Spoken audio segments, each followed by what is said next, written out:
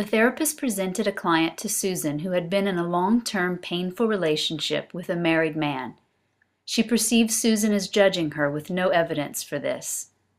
Susan made some comments to help the client to realize that she had projected her own self-attack onto the therapist, and that this projection of judgment was setting her up for pain. So this is work with projection. And there's an invitation, I think, from Barbara, for me to feel that I am part, wounding her. I am the harsh, demanding therapist. And of course, my goal is to try to help her see that that's inside her, not coming from me. Look, I just want you to know that I am here to serve you. Okay? And I'm not here to determine what is going to make you happy. What I want to do is hear where you're suffering and see how we can help you. But I hear you that you're seeing me as someone who is judging you, who has all these opinions about what you should and shouldn't do. When I tell you that honestly isn't coming from me, I mean, how's it for you to hear me say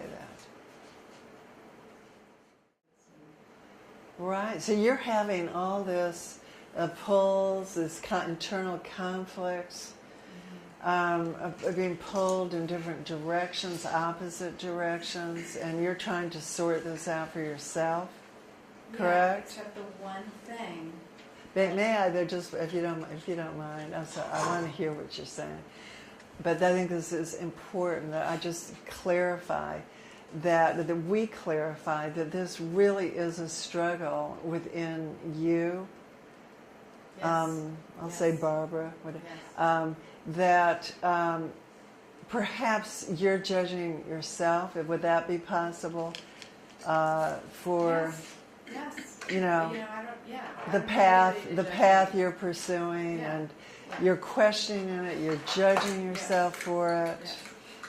Yes. The question comes to your mind: am I doing the right thing?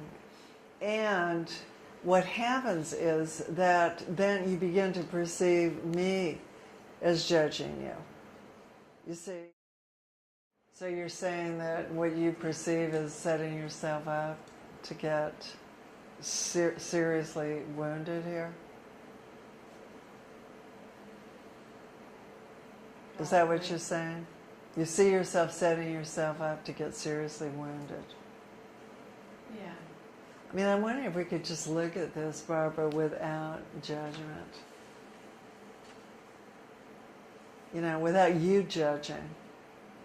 And if we could just make room for this reality that you're courageously beginning to investigate with me. Would you want to do that? The client tells Susan that she cannot do anything to change her situation at this time. Here we will see work with the defensive projection of will, in that the client perceives that it is Susan who carries her goals and has expectations of her, rather than facing that she had sought out therapy due to her own emotional pain.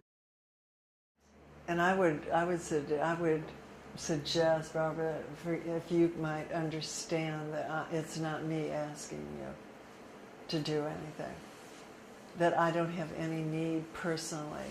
Of course I care about you. I mean, I can't deny that I don't enjoy seeing you in pain, but I do not need or require, or I'm not asking you to do anything here. To the degree that you want to. I am here to serve you. And I believe, that you're telling me you have an internal conflict, a part of you that is getting certain needs met in this relationship, and it's a very powerful pull for you, and you're afraid you're not going to get these needs met in any other way in your life, right? So what your mind tells you that you're going to be destitute, I mean, like emotionally living a barren life.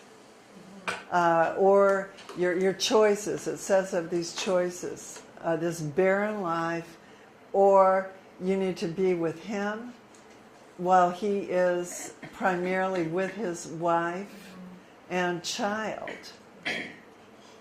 And that's what your mind tells you, that these are your choices. And they look like really painful. Like being between a rock and a hard place. So you're in a lot of torment. But I just want to be clear that it's not me who is asking or needing you to do anything differently. I just am hearing the pain you're in. I don't happen to believe those are your only two options, but I do believe that's what your mind is telling you. It would look